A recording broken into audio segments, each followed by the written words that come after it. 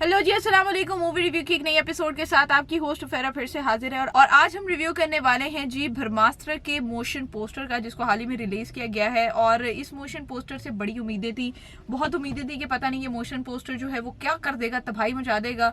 लेकिन यार वो फील नहीं आई इस पोस्टर से। जो एक्सपेक्टेशंस थी वो उस एक्सपेक्टेशंस को मीट नहीं कर सका।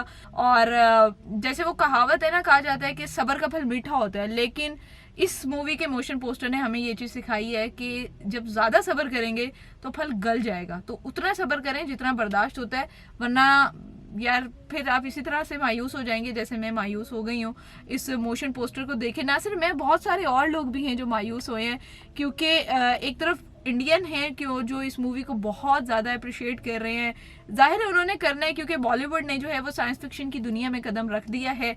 और उनका ये कहना है कि जो हमारी ये मूवी है ब्रह्मास्त्र, ये मूवी टक्कर देने वाली है एवेंजर सीरीज को, मार्वल सीरीज को।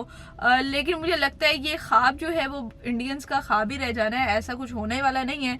इस मूवी को जी कंपेयर किया जा रहा है हॉलीवुड की स्पाइडरमैन मूवी से जो हाल ही में आई है, नो वे होम से। और बहुत से इंडियन व्लॉगर्स जो है उनका कहना ये है कि स्पाइडरमैन की छुट्टी करवा दी है इस मोशन पोस्टर ने, और जिसके मेन लीड जो है वो रणबीर कपूर हैं।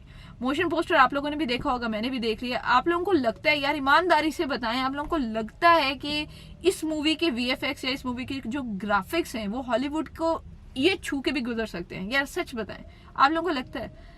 मतलब क्यों करते हैं यार आप लोग इंडियंस, मतलब क्यों भाई, क्यों एग्जैजरेट करते हो? ठीक है, आप लोगों ने एक अच्छी साइंस फिक्शन मूवी बनाने की कोशिश की है, लेकिन मोशन पोस्टर से नहीं लग रहा कि वो इस मूवी पे इस लेवल का काम किया गया कि आप इसको हॉलीवुड के काम के साथ कंपेयर कर सकें।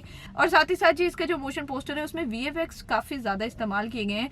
और मैं एक चीज कहना चाहूंगी, इस मोशन पोस्टर के वीएफएक्स देख के ना मुझे नागिन ड्रामा याद आ गया है। किस लेवल का इन्होंने वीएफएक्स और ग्राफिक्स इस्तेमाल किए हैं। मतलब ड्रामा में और मूवी में अगर कहूँ तो 18-20 का फर्क है, इससे ज्यादा फर्क नहीं है।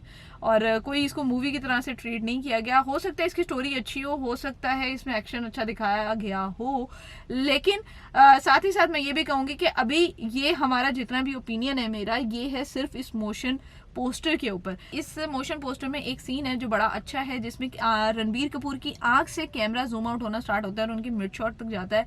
वो सीन देख के मुझे लगा कि हाँ यार, शायद हो सकता है इस मूवी में कुछ अच्छा हो जाए।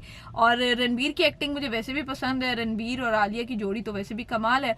तो उम्मीद करते हैं जी इस मूवी का जो ट्रेलर आना है, इस मूवी का जो टीजर आना है, वो हमारी इन तमाम तर जो कंप्लेंट्स हैं उनको साइड पे करे और हम भी उस टीजर या ट्रेलर के ऊपर एक अच्छा रिव्यू आप लोगों के सामने पेश कर सकें। लेकिन फिलहाल तक इस मूवी से जितनी उम्मीदें थी उस पर इन्होंने करके पानी फेर दिया है। और इस मूवी के बारे में ये भी बड़ा कहा जा रहा था कि यार ये मूवी इस वजह से डिले की जा रही है क्योंकि इसके graphics up to the mark नहीं अभी तक पहुंच पाए। तो अब इनको लगता है कि इसके graphics up to the mark पहुंच चुके हैं, तो इन्होंने इसका मोशन पोस्टर जो है उसको रिलीज कर दिया। मूवी की डेट भी दे दी है, 9th month of 2022 में ये मूवी जो है वो रिलीज हो जाएगी। और आप लोग भी देखेंगे, हम लोग भी देखेंगे और फिर बताएंगे जी कि कैसी लगी थी ये मूवी और कैसा था इसका ट्रेलर। अब चैलेंज इंडिया के लिए सबसे बड़ा ये है कि इन्होंने जो ये भंड मार दिया ना कि भाई हमने हॉलीवुड को टक्कर दे दी है। अब देखना यह है कि क्या इनकी मूवी ने हॉलीवुड को टक्कर दी है या नहीं दी, या फिर से ये बेचारे बहुत बुरी तरीके से बेइज्जत होने वाले हैं। इसी के साथ अपनी होस्ट फेरा फैज को इजाजत दीजिए कि नए मूवी रिव्यू के साथ फिर से हाजिर होंगी। तब तक देखते रहिए लम्हा न्यूज।